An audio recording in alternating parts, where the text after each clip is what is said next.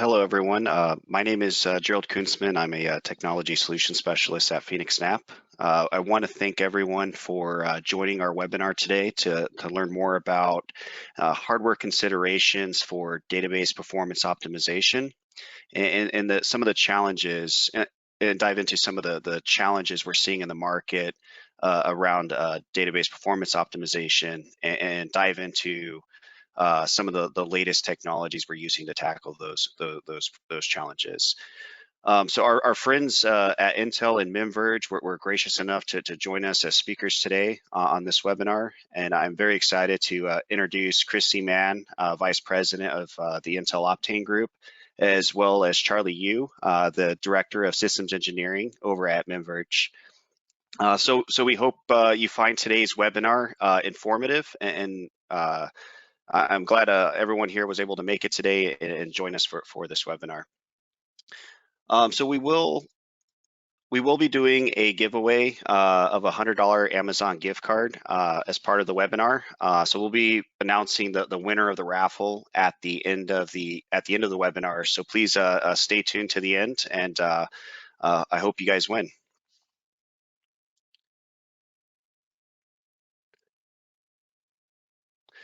So to get started, we want to do just a quick poll with the audience and just find out, if you're planning for any kind of database performance optimization around queries, software, or server hardware.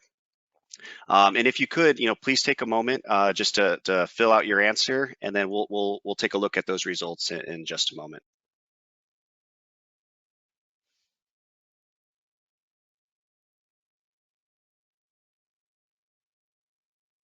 All right, perfect. So when we're looking at some of the different database trends and challenges out in the market, we know there's numerous tasks involved, right, with maintaining our databases and our deployments that can eat up a significant amount of time with our IT professionals.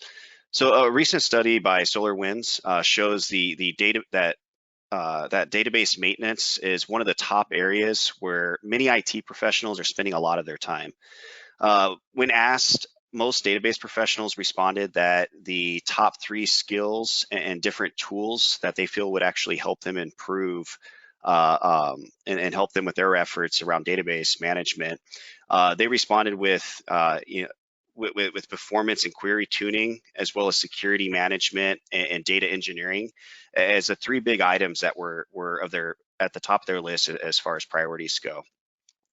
And then as we start looking into the management side of things, another study with ScaleGrid, they show that some of the biggest challenges that we're seeing are with database management, followed by better ways to more efficiently handle things like database backups, as well as managing disk space and actually scaling their databases. The study also shows that the query response time was one of the most important metrics that users were tracking, right, when they're evaluating database performance, followed by the system's reliability and performance memory performance metrics.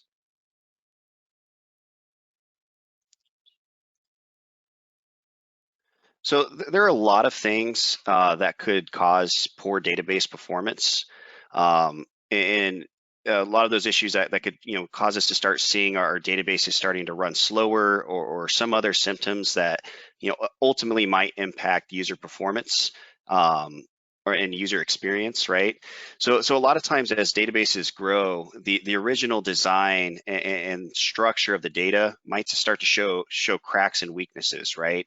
Where we start to see performance begin to suffer.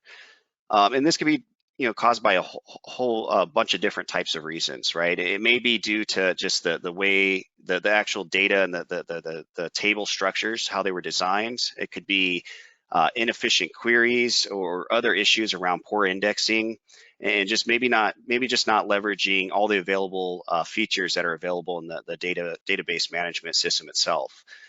So a lot of these pain points can be avoided by spending time in the beginning to consider, all the different types of data the organization might be working with, and how to best structure that data, and of course, how to query it and actually access it, right? All the while trying to avoid, any redundancies and unnecessary bloat in the design process.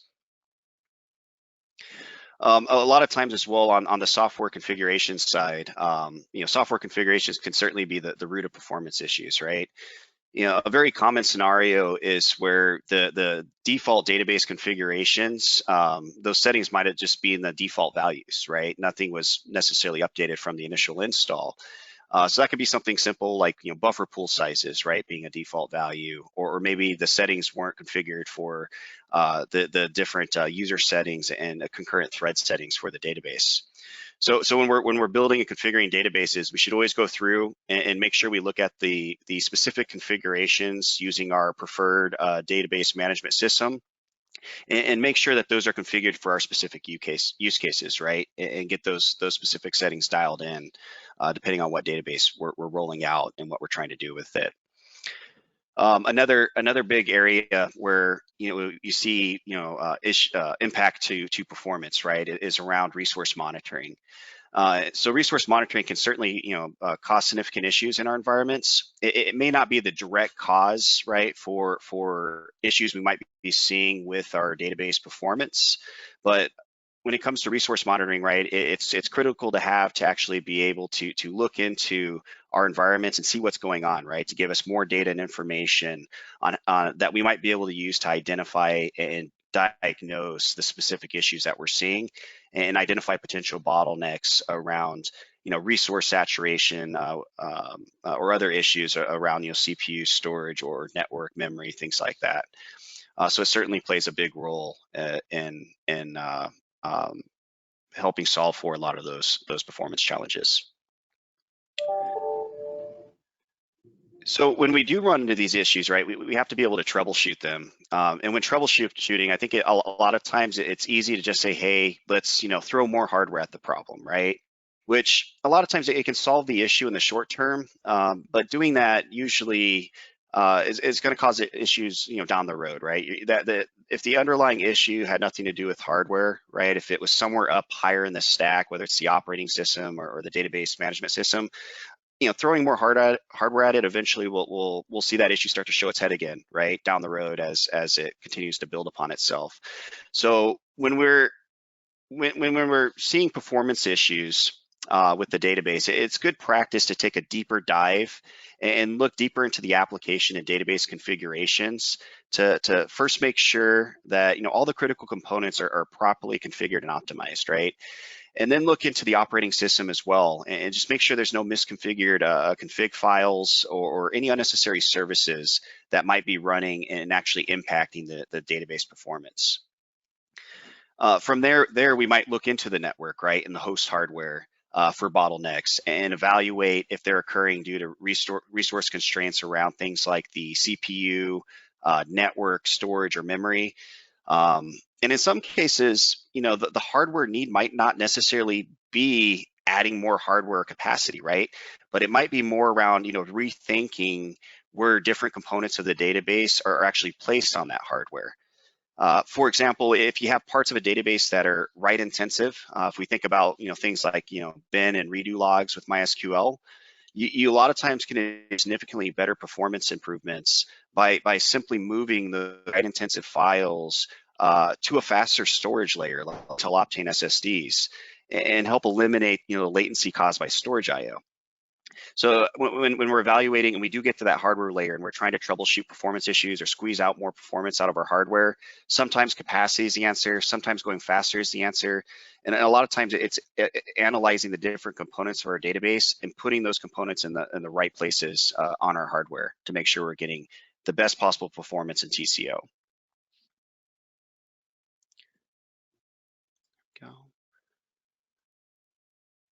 So why hardware matters? So when we're looking at choosing hardware for applications and databases, there's always a lot of variables, right? It can be a very complicated process, and you got to take into account all these different variables when trying to spec out a build to meet our different compute requirements, memory, storage, networking needs, and among a lot of those variables, right? Cost is always a factor in everything that we do. So one of the benefits of leveraging modern hardware, right? You do pay a little bit more. It costs a little bit more to deploy the latest hardware and the latest generation systems. However, when you're doing that, you get access. You get access to the latest, microarchitectures and accelerators, right? That can provide, significant increases in performance, as well as a number of efficiencies in your deployment strategy that can ultimately usually deliver, much better TCO at the end of the day versus going with more legacy systems, right? Um, and then when we focus on using the latest generation servers, like Xeon Scalable processors, for example, or the third generation Xeon Scalable processors, it gives you an opportunity to find a really cost-effective way to future-proof against future requirements, and provide a little bit of a buffer, right, for any kind of unexpected growth and user demands that might need more resources down the road for your databases or other applications, really. So if let me put the next slide here. Sorry. So we tend to look at, when we're looking at the crucial components for a database, we tend to look at memory and storage, as well as CPU, as those critical or crucial hardware layers for our databases. So we have to consider the different performance and capacity requirements that our databases have. And when we take a step back and we look at the storage and memory tiers, we start with memory, which of course gets our data very close to the CPU and provides the best performance and the lowest latency. In the ideal world, right, we would have everything living in memory. However, we know, DRAM can be expensive, right? And we also need the ability to make our data persist after we work with it and we manipulate that data, right? So we also have to look at the storage layer and the different needs that we have there. So first, of course, when we're thinking about things like storage capacity for a database, we're going to need to be able to fit that entire data set at the storage layer. But we also have to think about, the performance elements that we'll need. And generally, we may want to look at a tiered approach, right, when we're dealing with storage and memory as well. And think about, how we might be able to get the maximum performance and TCO out of our build by looking at this more of a tiered approach. So we might have cold data that lives on spinning disk or SATA SSDs, and then we might want to focus and shift the more write-intensive portions of the database to a more high-performance storage layer, such as Optane SSDs, for example, and use more, and maybe move the rest of the data set to more of a traditional NAND NVMe type solution, right? So when we start identifying what our needs are for different parts of the data at different stages of its life cycle, we'll be able to build more efficient solutions with this tiered model versus trying to maybe throw the kitchen sink at it, right, and put everything on the fastest or biggest drives that we can find. Leveraging the right CPU, of course, based on the volume and types of queries our databases will be running, is very important, right, to make sure that we're getting the maximum performance and scalability we need. Generally speaking, too, when we're looking at the CPU portion of a build, we want to always give ourselves a little bit of cushion, right? As databases evolve and grow over time, going with a more powerful CPU will always give us a little bit of insurance, so to speak, as we see that database change over time. So when choosing a CPU, we want to look at a number of different features on the CPU. As we think about the memory and storage tiers, going up from disk up to DRAM and getting even closer to the CPU with things like L2 and L3 cache, we want to really give attention to the CPU and those specifications, right? And try to identify, what we actually need in terms of our specific performance requirements for our database environments. Also looking at additional acceleration features such as encryption and compression. Those type of acceleration features can have a significant impact on workload performance and help eliminate a lot of the different bottlenecks in other areas of the build, such as storage, right? And then ultimately, every database is going to be unique. So one of the best things that we can do when we're trying to right size and validate a specific build for a database is to simply benchmark it, right? Try to use our actual workload and run it on that database to get a clear idea of how it's going to perform and where any gaps might exist. And then we can better tune and better optimize the build to fit what we're actually doing with that database. So at phoenixNAP, we're leveraging the latest third generation Xeon Scalable processors for all of our infrastructure platforms, including our VMware Cloud and bare metal cloud environments. So with the third generation Xeon platform, this is Intel's next latest 10 nanometer technology, which can provide up to 40 cores per CPU. And the CPUs, of course, have a large 60 megabyte cache. There's been a lot of significant advancements, right, in terms of things like memory capacity. With this latest generation CPU, we're actually able to build systems with up to 12 terabytes of memory by using a combination of DRAM as well as Optane persistent memory to open up a lot of new doors, right, for extremely large data sets or very sophisticated environments that previously were a bit more challenging to do. They also have up to 6 UPIs for significant I/O performance increases, and then several different accelerators, right, that we can take advantage of to give even more performance to our different workloads, including crypto acceleration, AI, machine learning acceleration, and then as well as a number of new security features, right, including software guard extensions, which can help us power confidential computing and ensure our data is protected and secure enclaves in memory.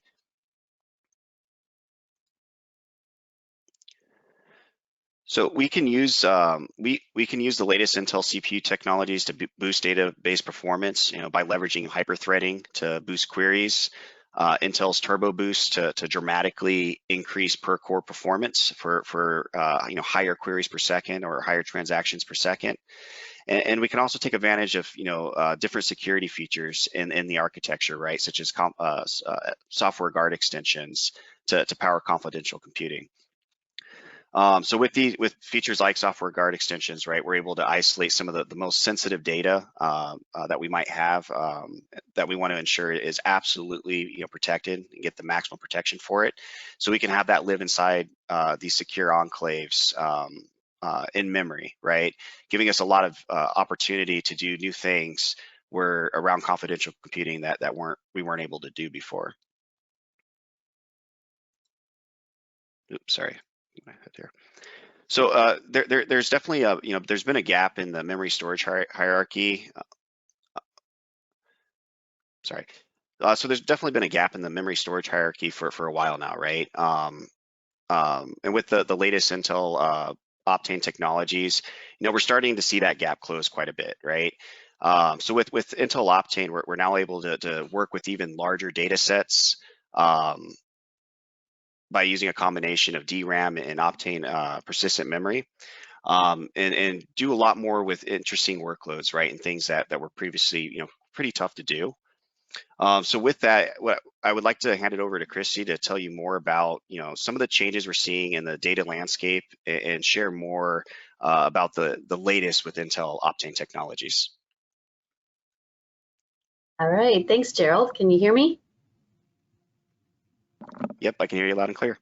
Okay, great. Well, good morning or good evening, everyone, depending on where you're joining us. As Gerald mentioned, I work at Intel, and I'm part of the Intel Optane Group. And I told him that I would come and talk to you guys about why Optane in particular is such an area for innovation and change in databases. Today's workloads, they're changing themselves, but independent of that, the hardware landscape is changing too, and you might not have noticed or been aware, or you've wondered, what the heck is this Optane technology and why do I care? So what I wanted to start with is, what are some of the trends that we've been seeing in the marketplace that have caused us to invest over the last decade in improving memory and storage hierarchies?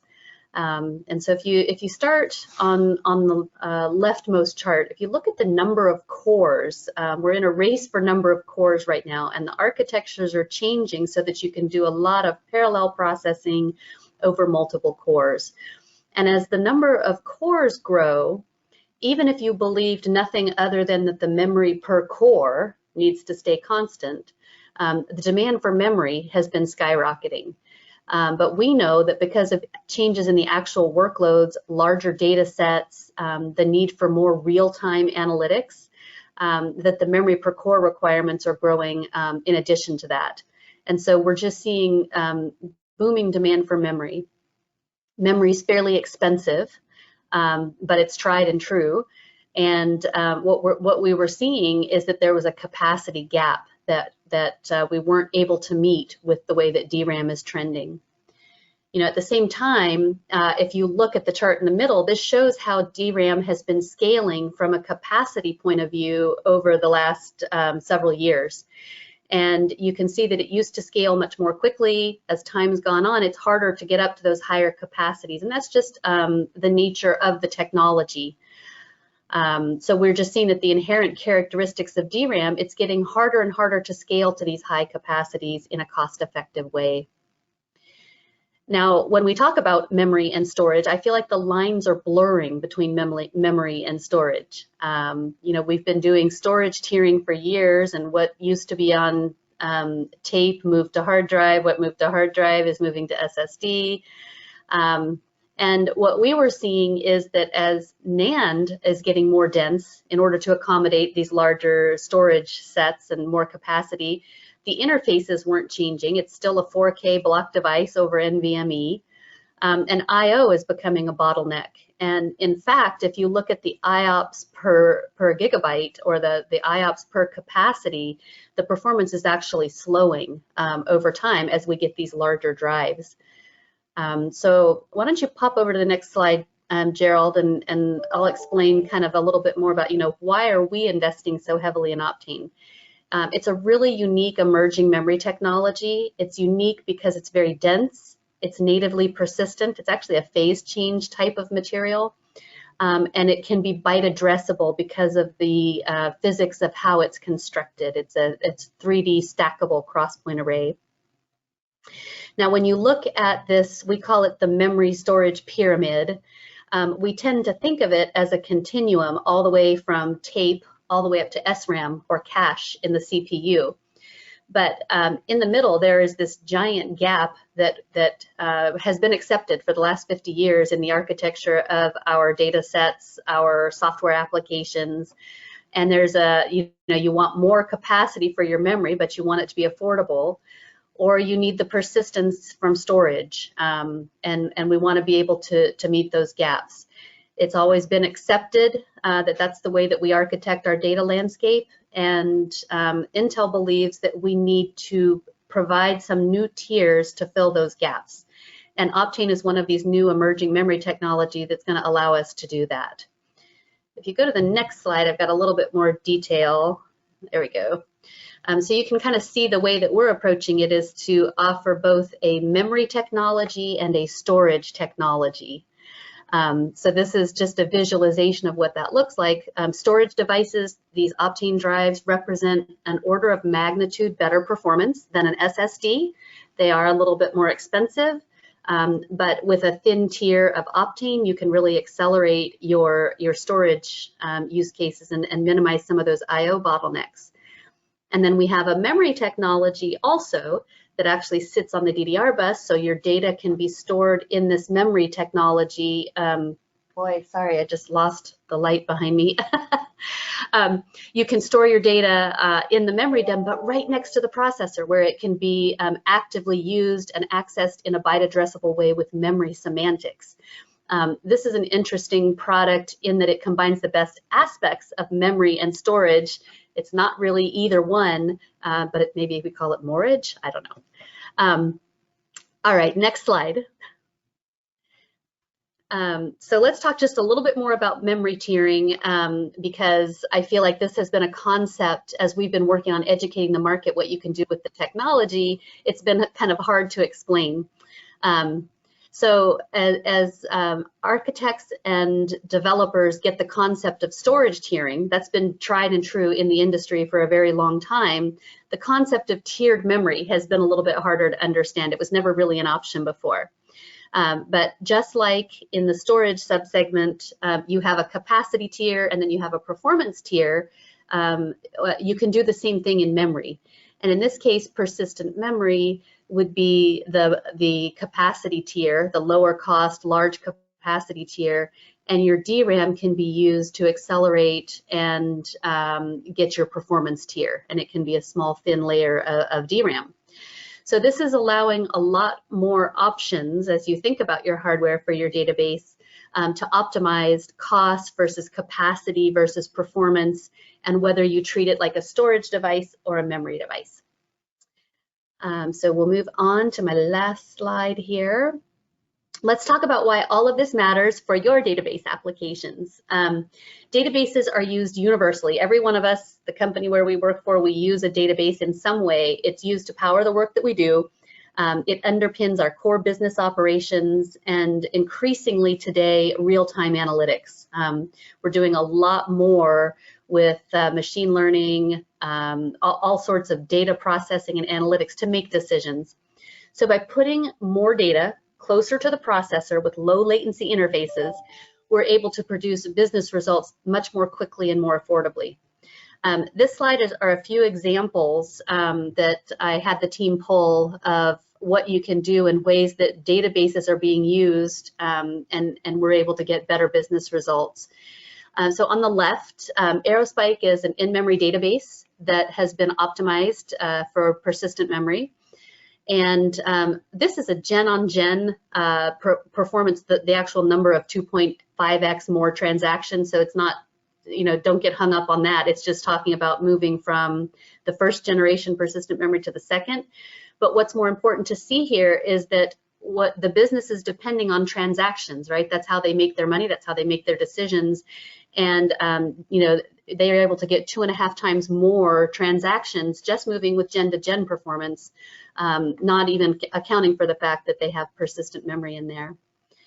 Now, graph analytics is another example of a use case where the database of things like similarity search, video recommendation, all sorts of graph and visual analytics can be done. And we can see up to 2 times the performance and the ability to do faster graph analytics computations. This is huge. We're seeing a lot of the cloud service providers offering services in the consumer market, and they're able to succeed because they can do faster analytics and time to insight. KX is another example of a financial services time series database. Everyone knows that the trader who makes that trade fastest wins. And being able to do improved performance of their real-time trading decisions is imperative for their business success. And we recently ran a series of stack benchmarks. That's kind of the gold standard for financial services companies. And of all of the benchmarks that were run, 98% of them were done faster when persistent memory was added as a capacity tier to accelerate what was previously stored in storage. So that's huge, and on average it was 2.5 times the performance or savings in time. So another incredible thing. And then the last one I'll talk about is just, one of the unique aspects of Optane Media is that the data is permanently written whether you have power or not. So it's not ephemeral like DRAM. And just for day-to-day operations, how many of you have had to wait for your database to reload after an unplanned outage or during an upgrade? We know that it takes hours for some of these really large data sets, especially ones where the data is in memory. Having a technology where it can be in memory and permanently written so that you can restart and recover, you go from hours down to minutes. This is actually one of our customers here. This was one of their proof points, but they had 17x shorter restart time. So pretty incredible things. This is a new and changing arena. Keep your eye on it, and just be aware that you can use Optane in a lot of different new and creative ways for modern database architectures. Now, at this time, my colleague Charlie Yu from MemVerge is going to share an actual case study with you on a genomics and MemVerge use of databases for analytics. Okay, great. Thank you so much, Kristie, for the introduction. And so yeah, first of all, I'm Charlie Yu from MemVerge, and we've been partnering with Intel for many years. At the beginning of the introduction of the Optane persistent memory. And really what we want to do is really trying to find the use case that can best showcase this new media that can bring benefits to our customers. So one of the customers I'd like to discuss today is TGen. They are an affiliate of City of Hope. And TGen does a lot of research in the area of genomics, look into finding disease, problem solving in this area, and they spend a lot of time on competition as well as memory. So that has always been a challenge for them.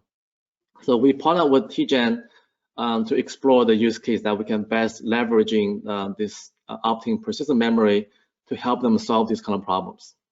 So we have two use cases. We will demonstrate, we will discuss and talk about how these customers TGen have benefited from this innovation. Next slide. Okay, so the first use case is in the area of data analytics. So in the area of data analytics, traditionally you have workload needs to be loaded into the memory, and it goes through the computation. And for every stage, the data needs to be persisted, and then written down to the SSDs. And then you do that every step of the way until all the data have been analyzed, and finally you merge all the data into memory by loading them from SSD back into memory and do a final analysis, final merging of the data. And then once that final analysis is completed, you write that data back down to storage again. This is what we call a multi-stage data analytics workload, and it's very common in many different industries. And the challenge with that is because each stage has to be persisted, otherwise the data will be volatile, it won't be able to go through the entire analysis. This can take a very, very long time. And that's what you can see here on the top. It takes about 45 hours in this case for TGen. And what we architected is a new solution that really be able to leveraging the memory, the Optane persistent memory, along with our software. So we are a software-only solution, take advantage of the memory. So when you complete every stage of the computation, right, in this case, the build graph, instead of writing the data down to storage, write it down to SSDs, we simply take a in-memory snapshot of the data. Now, because the data is already in the memory tier, that snapshot takes less than a second to complete because there is no data movement, right? We simply take a capture all the data blocks, all the metadata in the memory space. And once that is done, we can move on to build the next graph. And that's how we were able to complete the entire analysis with building each graph and then merge all the graphs together. Do that for less than 1 hour. So we were able to achieve a 50x performance improvement leveraging the Intel Optane persistent memory using our software. So that's one use case. And this use case, obviously, in I/O is your bottleneck. Gerald, let's move on to the next slide. Okay, so this is another use case. And in this use case, the bottleneck is not just in storage, but also in computation. So what you're seeing here on the left is a 3-stage data analytics workload. And especially on the middle, the stage 2, you can see here there's a lot of processing involved. And the processing, as it looks now, it is a single-threaded process that only uses one CPU core and only use a small amount of memory, right? That's how the application was written, which is not fully optimized for multi-core architecture. So what we did is we worked with the customer by, first of all, looking at the workflow, see how we can better arrange the workload to optimize them in a way that we can allow multiple processes run at the same time. So once we accomplished that, then we use our in-memory snapshot capability, as you can see on the top. So at the end of stage 1, we take a in-memory snapshot. So after that, we create multiple clones from the memory snapshot, and that allows us to create multiple instances of the process for each of the applications, right? So we have 4 running processes, and then we feed each one of them with a memory that is dedicated for that process. And by doing that, we were able to turn this single-threaded serialized workflow into multi-threaded, multi-processing workload, reduce the time to the results. So in this particular case, we were able to reduce overall time by about 36%. And this is more of a computational bottleneck use case. So as you can see, whether it's I/O is a bottleneck or CPU is a bottleneck, there's ways that we can do to help customers, the end users, to accomplish more efficiency, better utilization of the underlying hardware to achieve better results. Okay. Now I'll hand it back to Gerald, and we can move on to the next slide. Thank you, Charlie. That was awesome. Thanks so much for sharing that use case. The performance gains that you showcased there were awesome, just quite dramatic. That's a really awesome use case. So as we look at the ecosystem, right, there's just a very large and a massively growing software ecosystem out there with databases. And as you can see, there dozens of different databases out there, as well as infrastructure and storage as infrastructure and storage solutions and different operating systems that we can work with. A couple things. I wanted to kind of talk a little bit about our bare metal cloud platform, and we did some benchmarking with MySQL just as an example database, just using Sysbench and building out a specification with a 100 gigabyte database, doing a kind of about a 70-30 read-write mix for the benchmark, and it tested both the latest gen 3rd generation Xeon Scalable processors, as well as the previous gen 2nd generation Xeon Scalable processors. And with that benchmarking, we were able to get about a 3.5x increase in the number of transactions and queries per second in terms of generation over generation performance gains.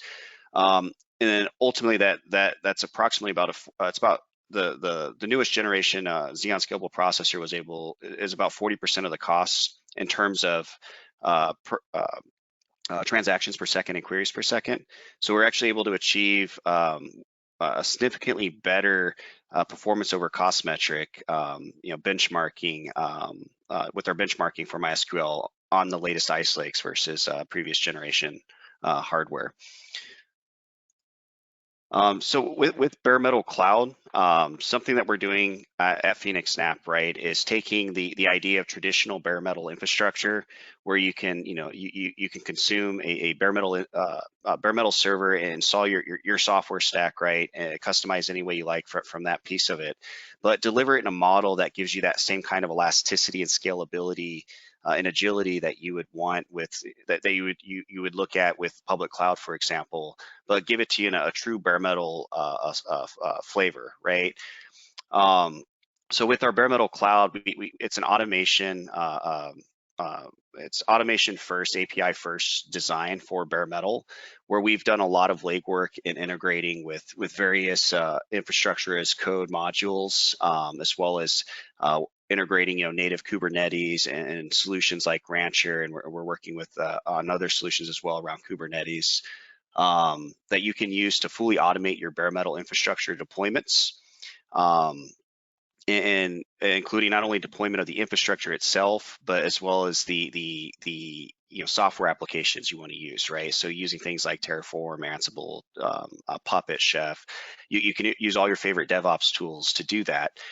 Whether you're deploying a database or you need to deploy other applications that can benefit from having access to the underlying physical or features of the underlying hardware, bare metal cloud is something that can help you achieve that, right? And we're able to do it in a way that can help you improve your TCO and overall performance compared to maybe some of the other public cloud solutions out there.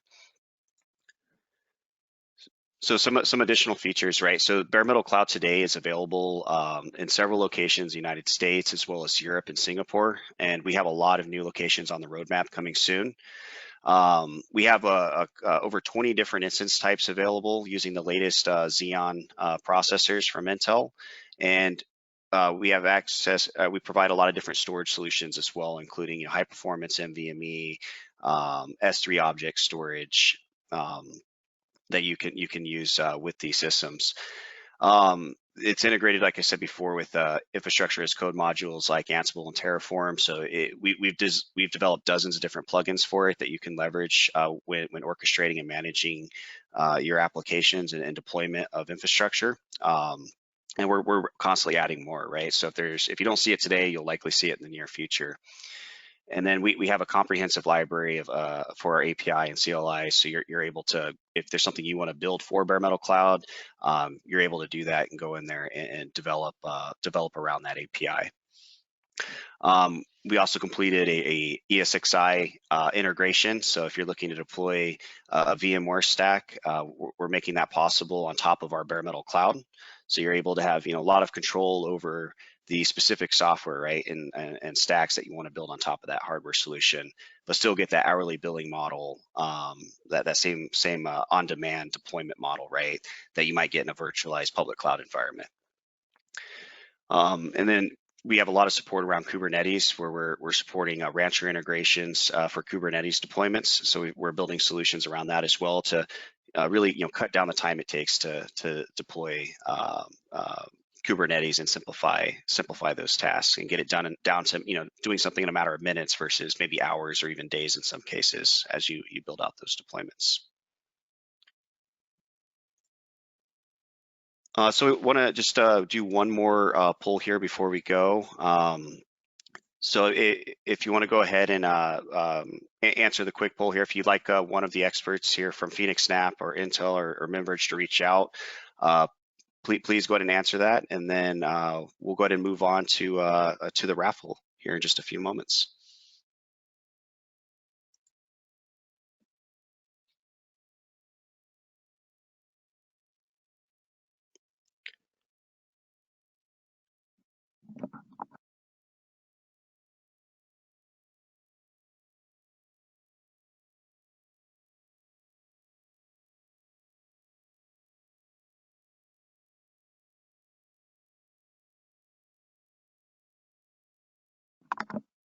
Okay.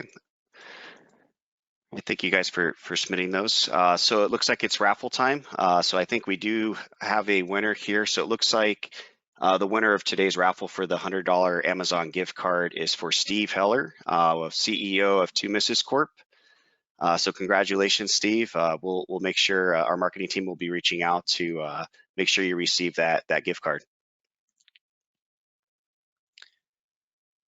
All right, so with that, I want to thank everyone for joining the webinar today. We'd like to go ahead and do a Q&A. So if you do have any questions, please feel free to go ahead and post those, and we'll do our best to get those answered in this webinar. And if we don't have an answer for you, I'll certainly make sure we find the answer and follow up with you after the webinar.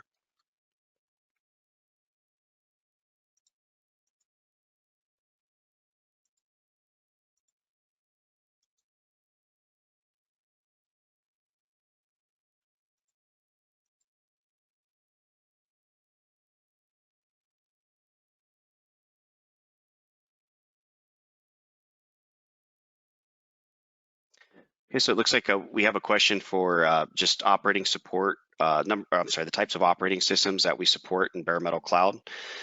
So today with bare metal cloud, we do support pretty much all your favorite flavors of operating systems, right? That are available in the provisioning process and automation of deployment.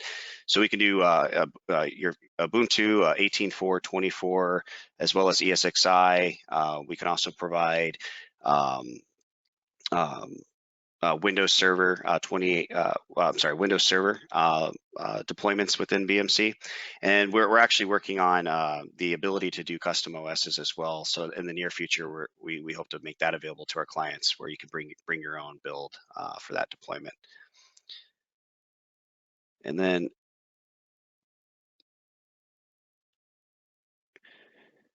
Charlie, it looks like there's a question around MemVerge and Optane persistent memory. Just looking to see how, what kind of capacity can be supported with Optane persistent memory, right? So, yeah. So we use Optane memory in the app direct mode, so it's not in the memory mode, and because of that, we were able to persist the data into the PMem through power cycle reboots, right? So that's really the key allows us to do that. Perfect. Thanks, Charlie.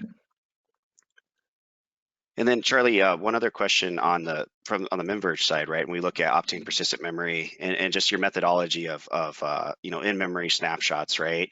What does that look like from a disaster recovery perspective, or DR options around that solution? Yeah, sure. So the data in the Optane memory is not trapped in there. You can actually leverage our software to replicate these in-memory snapshot from machine to machine. So you can take a bare metal server, like such as the ones on the bare metal cloud, and you can take an in-memory snapshot, and then you can replicate that to another bare metal server in the cloud. So it's very flexible to move the data between them, and that provides the high level of availability. And that memory-to-memory replication can happen over any IP network, so it's very flexible. Okay, very cool. Thank you.